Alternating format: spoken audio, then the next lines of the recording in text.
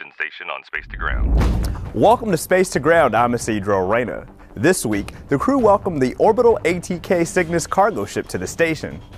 Dubbed the SS Gene Cernan after the last person to have walked on the moon, Cygnus launched into orbit to the International Space Station on an Antares rocket on November 12th, carrying nearly 7,400 pounds of crew supplies, equipment, and scientific research to support Expeditions 53 and 54 crew members.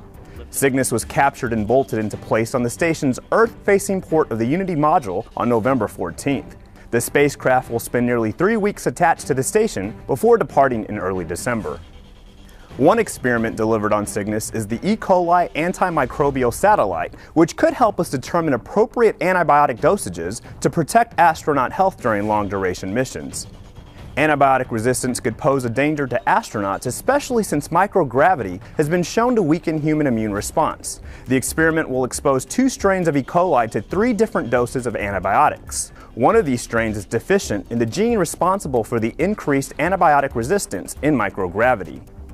This week's Twitter question comes from Teresa Boyd. She wants to know who astronauts contact if they have a question about an experiment while on the station.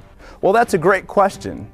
Astronauts can call down to Earth and connect with NASA's Payload Operations Integration Center in Huntsville, Alabama. The Payload Operations Integration Center is the heartbeat for station research operations. As NASA's primary space station science command post, the Payload Operations team coordinates all American, European, Japanese, and Canadian scientific and commercial experiments on the station, synchronizes payload activities of international partners, and directs communications between station crew members and researchers around the world with onboard experiments. Keep sending us your questions using the hashtag #SpaceToGround.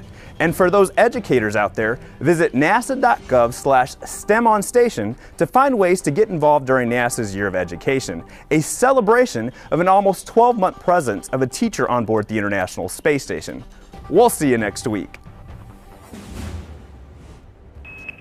Subscribe for more space.